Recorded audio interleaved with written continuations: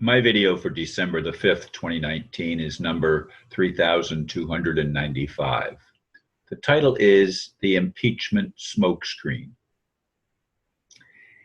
Is this impeachment fiasco just a smokescreen to divert attention away from other issues? As I have kept on saying, I think the real issue is pedophilia and other serious crimes against humanity. Our so-called leaders have been involved in serious crimes for a very long time. This includes royalty and many folk in positions of undue influence in politics, religion, media, education, banking, and more. Speaking of banking, my own bank is merging with another BB&T. With another BB&T, SunTrust announced merger to become Truist. Truist will be the sixth largest U.S. bank holding company, serving more than 10 million households in the United States. Why is that relevant? What does it have to do with impeachment? Perhaps the majority of humanity still does not realize that the financial system has long been operated by those Jesus rightly called a generation of vipers, offspring of the devils. As for me, I have spent my entire life expecting to see the kingdom of heaven become reality on earth. The political fiasco now going on in the district of criminals and around the world.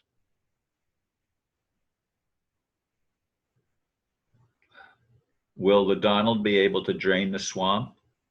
Is this all part of a divine plan? As I read that, I paused because I realized I have a partial sentence.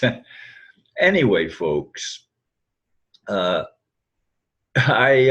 went to the bank yesterday to pick up my 2020 calendar, and that's from BB&T, and two gentlemen in suits and ties, well-dressed men, greeted me as I came into the bank. That never happens.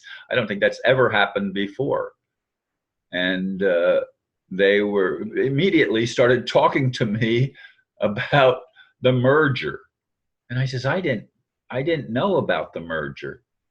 And I says, oh yes, we announced it last February, and we're in the final stages now, and this will be your last calendar from BB&T. And they didn't even tell me that the name was going to be Truism. I thought it was just going to become SunTrust. No, it's Truism, which is, I laugh at that because banks are part of a money fraud system that, again, touches all those aspects of religion and politics and media and everything in our human culture has been infested by these individuals who do not have humanity's best interest at heart. They would like to keep humanity enslaved and dumbed down and imprisoned one way or another. And a lot of the new inventions will open up more possibilities of getting rid of the need for humans.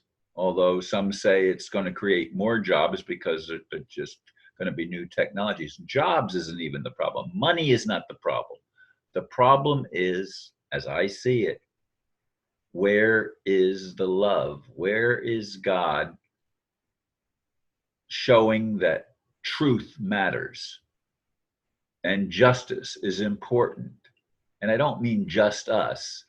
I mean truth, justice, and the American way. But it's not the American. The American way has been war from before we became a nation. We were a people at war with Native Americans, and it's just the whole scenario in my lifetime, and at least for a few centuries prior to my lifetime, the whole scenario has been absolute insanity to me. The, the people that became the generation of vipers that Jesus referred to were called Pharisees in the Bible. And they were people who, when Jerusalem and ancient Israel were coming down, as it were, a lot of these Pharisees went to another region of what was part of the Soviet Union, the Khazarian area. And the Khazarians were converted to become Jews. And they are the ones that have continued to operate the monetary system of the whole world. And they absolutely oppose Muslims that don't want the central bankers to be in control. So there's been resistance from the Muslims. Christians have been hoodwinked into believing that somehow the promise is we're going to escape Earth and go to some heaven somewhere in the sky, on another dimension, whatever, and Earth is just going to be destroyed. And some suggest even that there are two Earths. Well, maybe there are.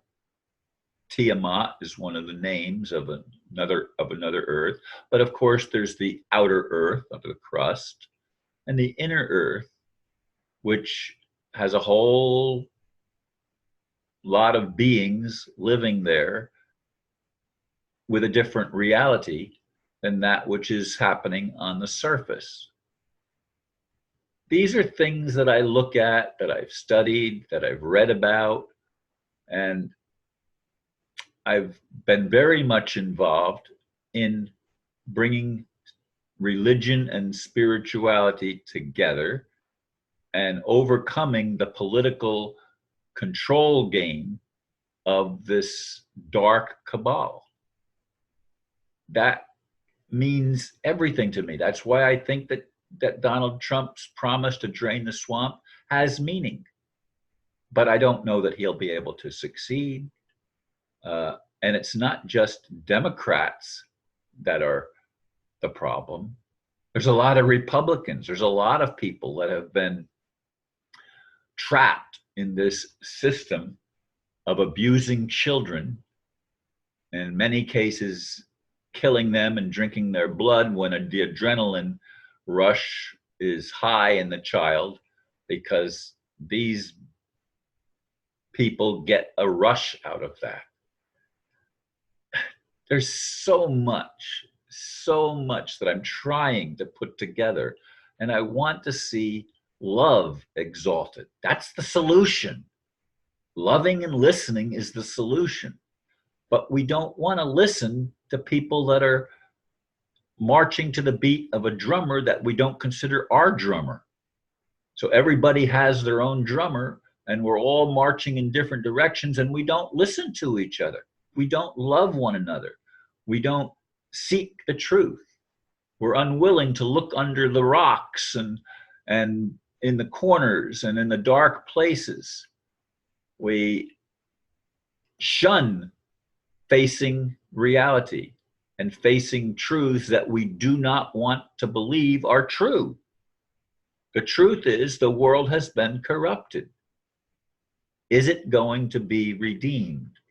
Is there a loving God that actually cares and is going to empower at least the part of humanity that is willing to tell the truth, that is willing to love and listen and be the best we can be?